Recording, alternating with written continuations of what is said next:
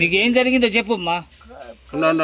కరువు పనికి పోయినా చెరకు పట్ట తీస్తున్నా గడపర పడింది. ఓ అమ్మకి చెయ్యి ఆడింది అమ్మా అని వచ్చి ఏడుస్తున్నా. వాళ్ళు కట్టిండ్రు. ఇంకా ఇంటికి వచ్చిన పట్టుకు ఆమె తీసుకొని ఆడికి పోయింది ఆయన కాడికి. ఆయన కట్టిండు. ఇంకంతే నాయన గడ్డ మీద సార్. ఏం పేరు ఆయన పిన్నులు కొట్టింది.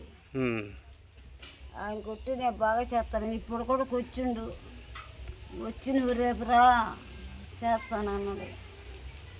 అంటే నేను రేపు ఎందుకు అయ్యా నేను అడకన్నా పోతానని అన్నా.